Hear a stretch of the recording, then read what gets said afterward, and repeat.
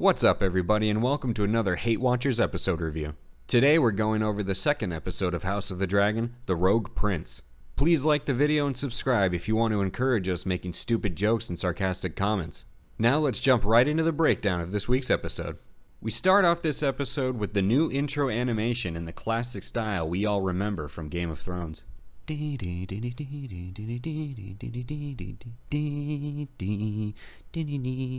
Next, prepare to get a little sandy as we catch up with the crew of the Flying Dutchman. They're having a great time on the beach as crabs pick apart their withering bodies and feast on their innards. Cutting to the small council, we find out that we've seen our first time jump of the show, jumping forward 6 months from the events of the last episode. The creators of the show reveal this time jump subtly by having the characters tell us it happened 3 times.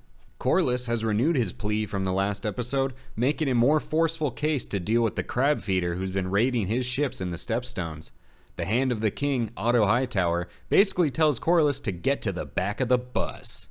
Rhaenyra sees this as her opportunity to speak up and show some capability to lead. She suggests sending some dragon riders to the area to wipe out this growing threat. Otto, feeling like he's on a roll and being the giant sexist that he is, tells her she should go back to the kitchen. Getting lost on her way to the kitchen, Rhaenyra oversees the batch of knights applying for an open position on the Kingsguard due to a recent COVID death. The first goofy-ass knight stands there proudly as Sir Harold reads off his trash resume. Princess Rhaenyra has the gall and audacity to suggest the knight chosen should have some combat experience under his belt. Of course, she then chooses a knight based on something else he has below his belt. Another resounding win for feminism. Otto and Sir Harold both wish to sway her from her choice, but of course she's correct to seek out someone who's seen real combat.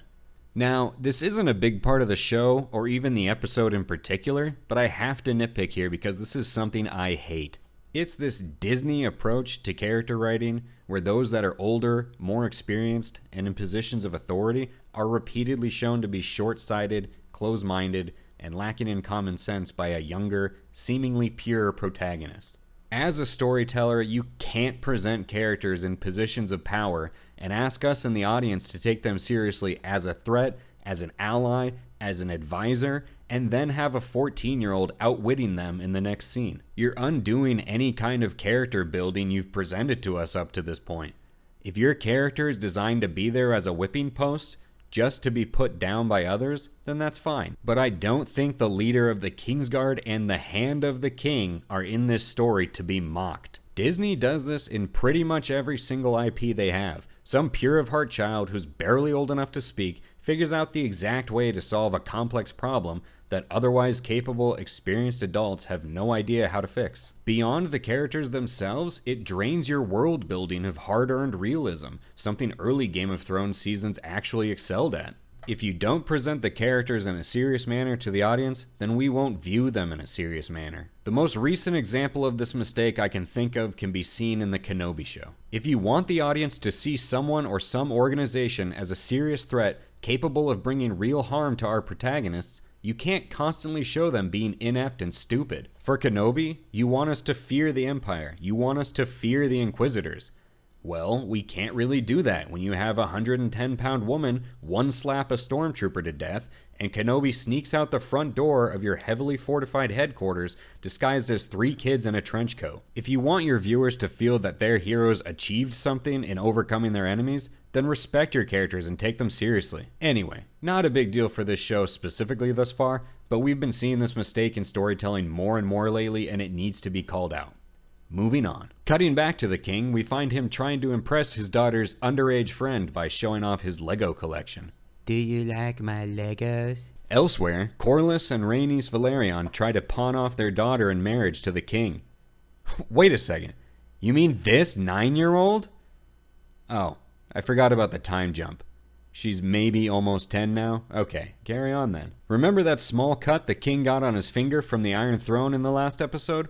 Well, now that finger is black and dying, so the maester has him cover his hand in maggots in an attempt to save the finger. Otto, being the giant racist that he is, approves, as he fears, left unchecked, this affliction will spread and make him look like Corlys. Otto goes on to say that Corlys is getting uppity. Lord Corlys has overreached, Your Grace. With the maggots done eating away his dying flesh, The king feels rejuvenated and ready for his first date since his wife's untimely passing. The king finds comfort in knowing that he won't have to be at his best on this date because his companion is 10. As the two enter the gardens, the king looks around nervously for any sign of Sir Chris Hansen asking him to take a seat. Just like on any old date, the king is peppered with requests for fairy tales and stories of dragons, which he promises to tell her once she finishes her vegetables and brushes her teeth. Princess Rhaenyra spots the predator and his victim walking in the garden and grows concerned over the potential threat facing her own succession to the throne. The queen who never was Rhaenys sees her consternation and gives her a nice speech that basically boiled down to, "Boys will be boys, and they won't let us rule, and I never got to be queen, so you won't get to be either, you little bitch." Feminism wins again. We catch up later with the king, who finds himself with another unaccompanied minor, Alicent Hightower. Just as the tension was building both above and below the table, Alicent's father Otto, being the giant cockblock that he is, enters the room to report urgent news to the king. And the king is all, "But I was just about to come." Back in the small council chambers, we learn that a dragon egg has gone missing. One of the dragon keepers explains in his jibber-jabber language that it was the Prince Daemon who stole the egg. The very same egg that was to be given to King Viserys' son if he hadn't gone and gotten COVID. Hearing this news, the king readies himself to march on Dragonstone to bring his wayward brother to justice, when Otto says it would be too dangerous and volunteers himself. Of course, Otto and Daemon are besties who go way back, so their meeting will be free of any animosity. On a serious note, perhaps Otto knows Daemon hates him, and he wants to be there to provoke a violent response out of Daemon to justify action against him. This would show that Otto Hightower is acting in his own interest and not out of loyalty or concern for the king's safety. Otto and his detachment arrive at Dragonstone, which is looking as sweet as ever, and the two parties come face to face on the bridge leading to the keep.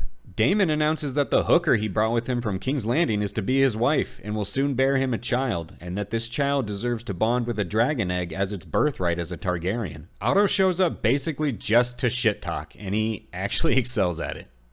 Banish your whore.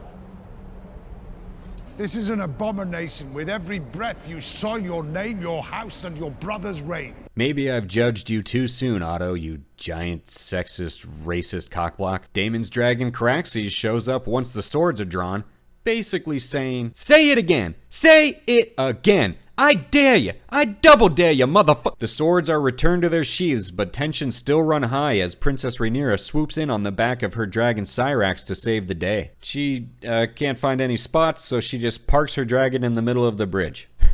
Women drivers, am I right? Daemon pleads his case to his niece, but ultimately returns the dragon's egg without conflict. He just wanted some attention and for someone to check in on him in his lonely castle. Back in King's Landing, Lionel Strong advises the king, saying, "Dude, you should totally marry that small child." What's Demis like? She is 12. Rhaenyra returns to her father proud of what she's accomplished, returning the dragon's egg without bloodshed, only to be scolded by her father for putting herself in danger. The patriarchy strikes back. Having given long and serious consideration to marrying a 10-year-old, who is also his first cousin once removed, but hey, Targaryen, the king stuns everyone by taking Alicent as his wife because apparently consent or even asking isn't a thing yet. Corlys is wounded deeply by the king shunning the prospect of their two old Valyrian families joining in marriage. And Rhaenyra watches as her best friend and lifelong companion steals her claim to the throne right out from under her. Feminism delivers a crushing blow. Spurned by the king, Corlys turns immediately to the rogue Prince Daemon for support and hatches a plan to cull the brigands pillaging his ships in the Stepstones as a show of force where the king would rather sit idly by with his bread and circuses. We close the episode with unsettling imagery of the crab feeder and his forces torturing captured sailors, and then the credits are rolled. So, as you can tell, this wasn't the most exciting episode, but we're bound to get these types of filler episodes 2 or 3 times a season, so at least we've got one out of the way. When you have these episodes that exist simply to further the story, that's typically where you start to see characters getting fleshed out as animosities and motivations begin to manifest during the breaks in action, and this episode is a textbook case of that. Daemon, shown to be short-tempered, cruel, and violent in the first episode, is now seen as more of a petulant child seeking attention rather than someone who holds true ill will toward his kin. Even when discussing allying with Corlys to undermine his brother, he still demands that Corlys honor the king and treat him with respect. Princess Rhaenyra, who hardly seemed to want to ascend to the throne in the first episode, now shows open resentment at potentially being replaced as the king's heir. When Rhaenyra puts herself in danger while trying to appear as a worthy successor, her actions perhaps spur her father to remarry in the hopes of securing his bloodline, which Viserys realizes can be too easily ended. By pushing the envelope and trying to be an effective leader, she may actually have ensured that she would lose her claim to the throne in favor of King Viserys' future children. Corlys, possibly the king's strongest ally, only takes about 12 seconds to turn his back on Viserys after he refuses the offer of marriage to his daughter. And while we're only 2 episodes into the show, this comes as a surprise because we didn't really know what Corlys' motivations were after the series premiere. Now we know that his allegiance to the throne, and the king or queen who sits on it, is secondary to his allegiance to his family and his house. Oh, and don't forget we learned that Otto Hightower is a world-class shit-talker. Banish your whore. Again, I wouldn't fault you if you dozed off or your eyes glazed over during parts of this episode, but devoting time to developing these characters is crucial if you want the audience to understand why they should care that these guys are getting nuked from Dragonback in the next episode. And with that, we've reached the end of the video where we have to decide if this episode was a hate watch or a great watch. Because in our infinite wisdom we've only given ourselves these 2 options to choose between, we were bound to run into the issue that we have today, where the episode doesn't really belong in either of these categories. This episode was fine. It's your run-of-the-mill filler episode to drag the plot along as the more exciting events are being set up. So I wouldn't say it was a great watch, but definitely not a hate watch either. Look for the next episode to be explosive. Well, that wraps things up for today. Thanks to everyone who watched the video. I hope you at least got a laugh or 2 out of it. Like the video if you liked it, hit that subscribe button to stay up to date, and we'll catch you on the next one.